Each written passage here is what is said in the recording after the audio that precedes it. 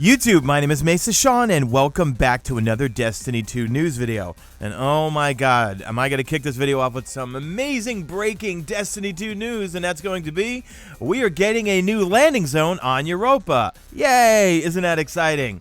Well, it all depends on how Europa plays into the next season, and gotta admit, guys, I'm a little bit nervous about next season. I posted a poll on my community tab whether you guys think next season's going to be a bust or is it going to be fun, and safe to say most of you voted it's going to be a bust, but let me know in the comments section of this video, do you have high hopes for the next season? A real quick plug, guys, if you want to buy some G Fuel, my promo code Mesa Army right now is 30% off, not 10% off. Normally it's 10%.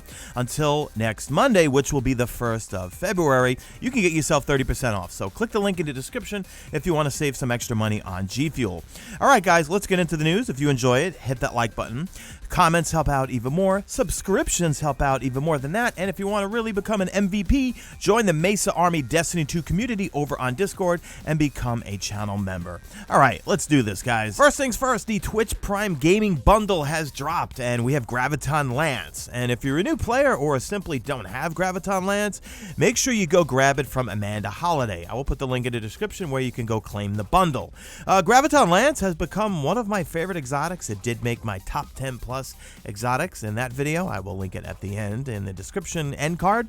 But yeah, guys, this season it's been amazing because of the fact that we have anti-barrier rounds on pulse rifles, so it actually made me put away Outbreak Perfected a little bit. But I find this weapon, even without the anti-barrier rounds, whether it's PvE or PvP, that weapon is amazing. So definitely grab it if you don't have it. Apparently, the name of Season 13 is going to be Season of the Chosen, so we can read into that. And why I say it's going to be the name is because of our resident data miner Ginzer, who pretty much finds out everything before they drop, and he's always been right every single time he finds information like this out. I'm recording this prior to This Week of Bungie hitting, so I don't think they're going to do a reveal today, but as soon as they do a reveal, I'm more than likely going to stream it, and we can go over it all together. So let's dive into the This Week at Bungie, and they actually say that Season of the Redacted trailer will go live on February 2nd, which will be Tuesday, and you guys know I stream live right here on YouTube, so make sure you tune in. We'll go over all the new stuff to do in Destiny. I'm sure there's going to be a finale to the season, and then also we will watch and react to the new trailer. Now this Week at Bungie is enormous, all right? So I'm going to try to give you the meat and potatoes and what you exactly need to know. And the first thing that we need to talk about is a new system they're putting in place called seasonal challenges. If you notice in previous videos I showed you, well, we looked at the screen where we saw that the weekly bounties were missing from Lord Shaxx. Well, that's going to play into these seasonal challenges as we do them week by week by week. So here's the breakdown, and you can see there, they don't really give us any teasers or anything. It's basically just like defeat things with kinetic weapons, Fallen, Europa, things like that. But they say here, every week for the first 10 weeks of a season, between 3 and 10 new challenges appear automatically for players. Some of the challenges deal with seasonal content, others push players to complete strikes, Gambit, and the Crucible, or to focus on non-activity focused Destiny rituals like gaining power, unlocking seasonal artifact mods, or improving guns and armor. Now that's interesting, improving guns and armor. Okay, I'll roll with that one. These challenges can only be completed once per account, but once they become available, these challenges can be completed at any time before the season ends and do not need to be started or picked up from a vendor. And they give you an example. If a player does not play for 2 weeks, between weeks 2 and 4, they could return on week 5 and have all of those challenges waiting for them. Completing each challenge will award you this, XP, contributing to your season pass ranks. Others will reward you a Bright Dust, seasonal currency, and other interesting items, they say. They also say in moving away from weekly bounties, we were restricted to broad objectives tied to ritual activities. We have taken more leeway with creating some interesting or more difficult challenges.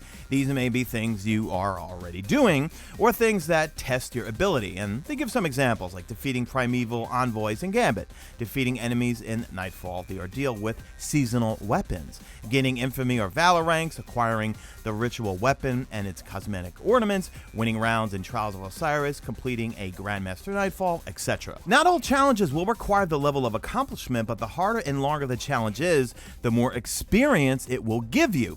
Challenges that focus on the seasonal activity and ritual mostly need the season pass to complete, but most of the ritual-focused challenges can be completed without the season pass. Overall, roughly 60% of the seasonal challenges do not require the season pass. So they are removing weekly bounties from Zavala, Shax, Drifter, Banshee 44, and also the seasonal vendor. I wonder if that's going to be the Crow. I don't know. Sound off in the comments section. He's a Guardian now, right? These vendors will still have daily bounties, which will give you XP, and 3 ritual vendors will still have repeatable bounties for those that you want to pursue additional XP and also Bright Dust. So now the challenges, they're going to disappear after the season ends, but they did not add any new challenges after week 10 because they want to give you some time to clean up any challenges that you did not finish. So let's dumb down what they're doing with Bright Dust, right? So here's what they're doing. Since you no longer have to purchase the weekly ritual bounties, each of the Strike, Crucible, and Gambit seasonal challenges will award between 75 and 300 Bright Dust. We also are introducing an end of the season Bright Dust bonus. If you complete nearly all of the seasonal challenges, we are awarding a single 4,000 Bright Dust pile. Here's a quick breakdown for the free-to-play players and also the ones that have the season pass. So seasonal challenges Bright Dust for all players, free seasonal activities 6,000, seasonal extra 4,000, total 10,000 Bright Dust. For seasonal pass Bright Dust folks, well, free path 7,500 all players, paid path 3,000 players who own the season pass, and then a total of 10,500 Bright Dust. Weekly ritual vendor challenge Bright Dust, and that's for all players, 120 Bright Dust per ritual vendor per character per week. So that's 14,040 total if completing all required weekly challenges over the course of Season 13. So they're preparing already for crossplay, which is coming later this year, which means PC folks can play with console folks and vice versa. And I know there's mixed opinions on that. I'm on PC, but I use a controller, but whatever. Let me know your thoughts in the comment section as always. But they're going to be doing a number of things. And first off, let me just show you this on screen right here. The following weapon archetypes will have their mouse and keyboard recoil adjusted closer to controller, reducing the difference between roughly 40% and 20%. That's for auto rifles, scout rifles, pulse, submachine gun, hand cannons, and also machine guns. Now, for some of the details, I'm not going to go into the rationale. You could read it. I will link it in the description, but they're going to reduce the camera movement from firing a submachine gun by 24%. In terms of pulse rifles, reduce camera movement from firing a pulse rifle by 7%. Machine guns on mouse and keyboard, reducing the camera movement from firing a machine gun by 9.5%. Okay, let's talk about some buffs and also some nerfs that are coming along with Season 13. So rocket launchers are getting a buff, and that's good for me because I love rocket launchers, and I've been using them this whole season. But anyway, increasing rocket launcher damage by 30%. Exotic rocket launchers have been adjusted individually and are affected by this change to different degrees. Paired with the buffs to reserve from last season, we're hoping you'll explode many more things in Season 13. Fusion rifles are next up for a buff, and they say that, they've been very low in terms of usage, right? So increased fusion rifle damage fall-off start distance based on the range stat. So 6% with 0 range, 16% with 100 range. Reduced camera movement from firing a fusion rifle by 9.5%. Breach grenade launcher usage is very low outside of the mountaintop. We believe part of the reason of that is because of the hold the trigger to arm, then release to detonate is a challenge to execute, particularly since projectiles can bounce off targets if the trigger is held. Well, breach grenade launcher projectiles will now detonate on impact with the character, even if holding the trigger. Now, next up in terms of nerfs, it looks like sniper rifles and swords are catching a nerf. And swords, yeah, they are dominant in PvE, but, well, with regards to snipers, they say that they're not used as much, but yeah, it's hard to challenge someone with a sniper. So they're increasing the ADS flinch to snipers when taking damage from other players. Now, they say here that swords are extremely dominant in PvE at this time. 65% of players are using swords for the majority of gameplay encounters in Destiny 2.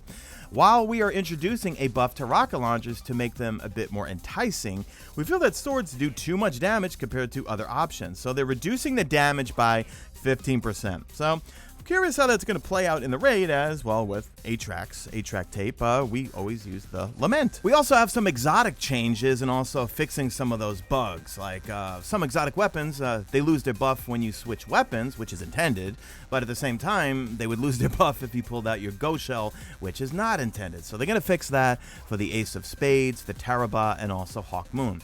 Borealis and Hard Life now have a custom, quite short they say, animation for switching damage types. All right, that'll be interesting. Duality, increasing the damage fall off distance by 1.25 meters. While both firing from the hip and also aiming down sights. Reduced maximum buff stacks from 7 to 5. Each stack now grants more of the damage bonus, extended buff duration slightly. Sturm will once again reload any equipped special slot weapon on kill, provided the special weapons clip isn't full already and there's available reserve ammo. Fixed an issue that was preventing Merciless from increasing its charge rate on non-lethal hits. And they say, before we go, we are planning to take a quick tuning pass on Arbalest that won't be ready in time for February 9th, but we're expecting to have this touched on later in Season 13. Next up, it looks like no Crimson Days this year. Let me know in the comments, as always. I never really got into it, and they even say here that they feel like it's been missing the mark in terms of quality over the last few years. And they say, as such, we've made the decision to discontinue Crimson Days moving forward. While we will miss the event, this move will allow us to maintain focus for alternate seasonal offerings, ranging from quests to activities and more. We have quite a bit planned for Season of the Redacted, which we think Season of the Chosen is the name of it, and our hope is that we've maintained or even improved the quality you have come to expect from upcoming releases. So that's it, no Crimson Doubles this year, and let me know in the comments section, you PvP folks, are you happy about this? Are you sad about it? Did you like Crimson Doubles? As a primary PvE player, I've never really played it, but I do want to hear from you guys in the comment section, as always.